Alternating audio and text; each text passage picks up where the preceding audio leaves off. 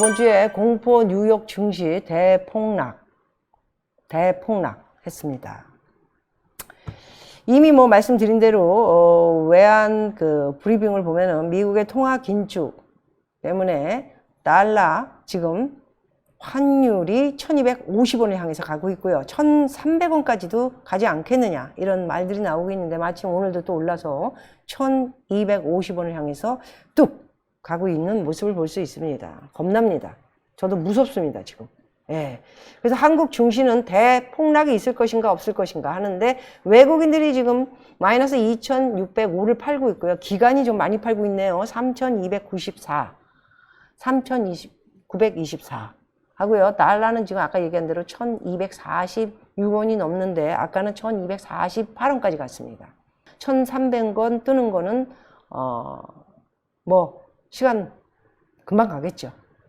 1300원까지. 그래서 제가 저번 주에 말씀드린 대로 달러 싸게 사신 분들 파시려고 그래가지고 참 돈 통장에 있는 꼴을 못 봐. 좀 기다려도 되는데 그냥 뭐 한 달 기다리면 어떠고 2달 기다리면 어떠고 3달 기다리면 어떻습니까? 지금 자기가 이렇게 재테크를 해서 돈 벌고 싶은 사람들이 많지 않습니까? 그러니까 좀 이렇게 그런 거를 좀 공부를 하면서 이 얘기를 또 제가 또 수시로 해주고 있고 어디 또 들어가가지고 듣는지 모르겠지만은 판단을 좀 잘 하셔서 재테크 수단을 잘 하시는 게 좋을 거다 이렇게 생각하고 있습니다.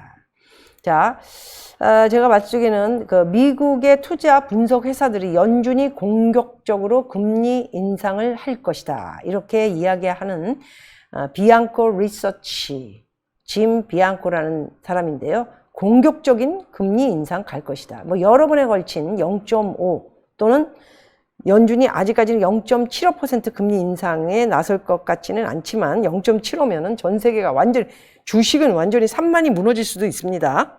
주식은.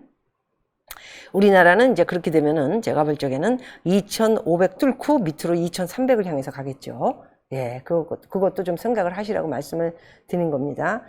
자, 제롬 파월 작년의 물가, 작년 물가를 얘기할 적에는 이 정도면 괜찮을 것이다.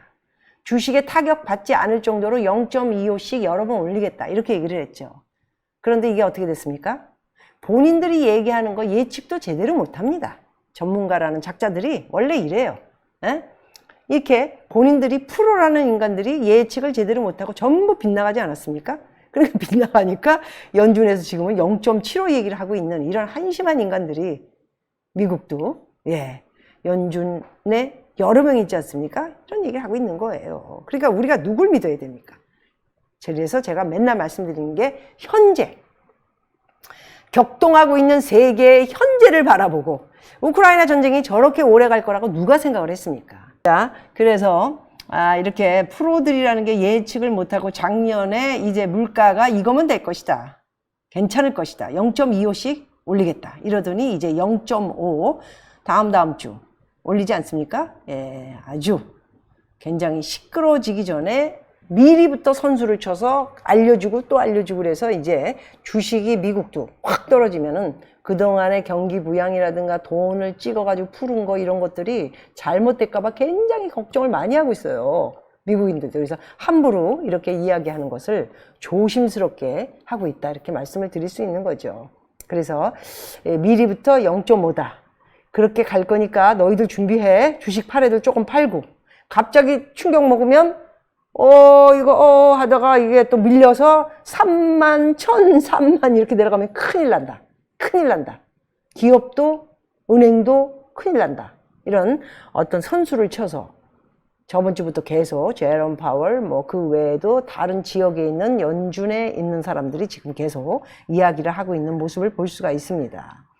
그래서 비둘기파와 매파가 합류해서 지금은 공격적으로 이제 올려야 된다. 이런 물가를 이렇게 잡아야 된다. 이런 얘기를 했는데 이제 너무 또 주식이 금요일 날 1000까지는 안 갔지만 1000 못 미치는 주식이 폭락을 하면서 겁을 먹었는지 이게 약간의 딜레마가 있고 많이 올리는 것이 그렇게 쉽지는 않을 것이다. 이렇게 뭔가를 감싸주는 듯한 그런 모습을 볼 수 있는데 그런데 속아서는 안 되고요. 인플레 곧 마감돼 있다. 이런 이야기까지 한 사람도 있습니다. 금리가 빨리 오르지 않을 수도. 굉장히 유명한 사람인데 돈나무 언니가 전망 근거는 어디에 있느냐. 미 3대 지수 줄줄이 하락을 했는데 역대급 매파 신호에 사람들이 아까 말씀드린 대로 미리부터 선수를 쳐가지고 주식 팔 사람 팔고 조금 안정되게 가기 위해서 이렇게 좀 충격을 줬습니다. 그랬는데 이제 더 큰 충격이 오면 겁나죠. 캐시우드, 인플레 곧 상승 마감 금리 빨리 오르지 않을 것이다 하면서 찬반론으로 가는 모습을 볼 수 있습니다.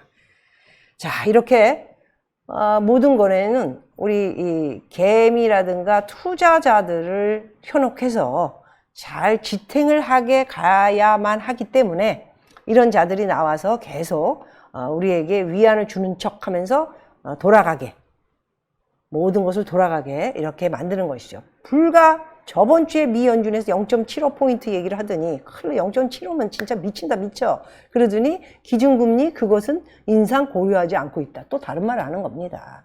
이렇게 연막을 치는 모습들을 보면 누가 봐도 다 서로 죽기보다는 사는 것이 낫다. 조심하자. 이런 말들을 할 수 있는 거죠. 자, 오늘 아까 말씀드린 대로요. 삼성전자가 지금 좀 많이 빠지고 있는 거에 대해서 제가 분석하는 것으로는 지금 못 사고 있습니다. 저도 언제쯤 살까 이런 얘기를 하셨는데 못 사고 있어요. 사기가 조금 두렵습니다. 홍라희 여사가 삼성전자 주식 1조 3천억 물론 상속세를 내기 위한 것이다 이런 얘기를 했는데 그 말을 누가 믿습니까? 그 말을 누가 믿어요? 오히려 삼성전자를 산 사람들을 보면은 삼성의 직원들,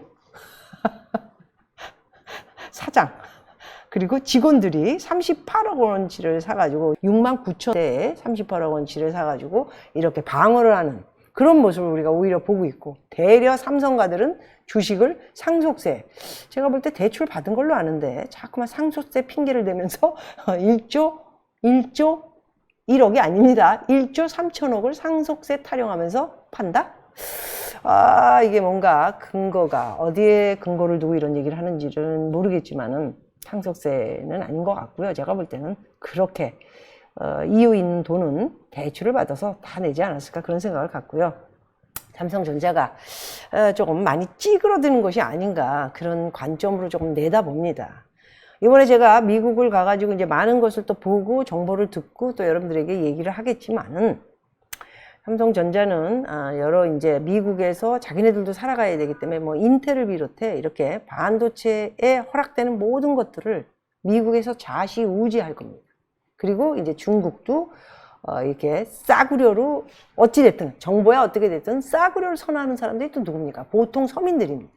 그 보통 서민들은 또 그렇게 20만 원, 30만 원짜리 사면서 굳이 비싼 1000불짜리, 1500불짜리 사야 할 이유가 없어요. 써보니까 이거 한 2년, 3년 쓰고 나면 바꾸게 되더라고요. 내 말 틀립니까? 네? 누가 10년을 듭니까? 핸드폰을 누가 10년을 들어요? 나는 솔직하게 말씀드릴게요. 2년이면 바꿔요, 저는. 네. 근데 살 때는 얼마입니까? 이게 노트 3, 이게 뭐죠?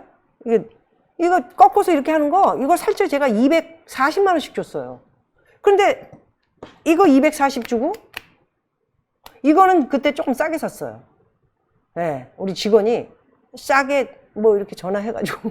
근데 그래도 200이에요. 그래도 200. 그래서 그렇게 오래 쓰지 않는 건데 중국 폰이 멀쩡하게 길게만 가면 2년 쓰고 버리는 것도 괜찮아요. 20만 원이라면. 그러니까 이렇게 위협받는 것도 많고, 그리고 이 삼성가가 굉장히 정신이 없습니다. 지금 제가 봤을 적에. 네, 여러 가지로 이 재용이 사장이 지금 순위 우리나라 재계 1위 를 다 내주고 지금 어떻게 가야 할지 본인이 너무 어리고요.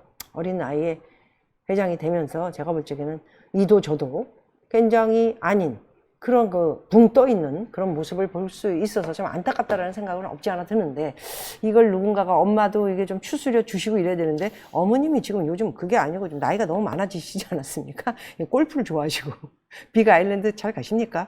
빅 아일랜드 100억짜리 별장 사놓으신 거 잘 나가고 계신가? 예. 그렇게 아무래도 쉬어야 할 나이에 참 이게 간섭하기가, 자식들이 이거 하나가 아니고 또 딸도 둘이 있지 않습니까? 여러 가지 면, 가족적인 면, 이게 또 수출이나 뭐 수입을 해오거나 이런 거는 직원들이 다 일을 하지만 그래도 그런 것도 굉장히 이렇게 미래적인 것을 바라보고 삼성을 키워야 되는데 그런 것을 전혀 못하고 있어서 외국인들이 그렇게 또 최근에는 오늘은 제가 볼 때 기관까지도 팔아서 없는 것이 아닌가. 그래서 저는 주식을 그렇게 높게 보고 싶지 않다. 결론은 그겁니다. 삼성전자 주식을 살 수가 없는 게 언제 어느 때 아니 한 번 6만 6천 원에 샀다고 치자고요. 6만 4천 원 되면 어떡할 건데 1년을 기다릴지도 모르는 일이잖아. 그러니까 이게 잘 생각을 해서 투자를 해야 되고 또 이거 아니어도 할 게 너무 많아요. 지금 현찰 가지고 있으면 그냥 따뜻하게 금리도 높아요. 은행에서 돈을 주더라고요.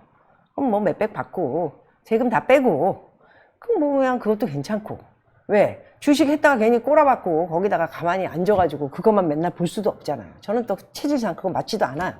그래서 저는 함부로 기어져 들어가지 않고요.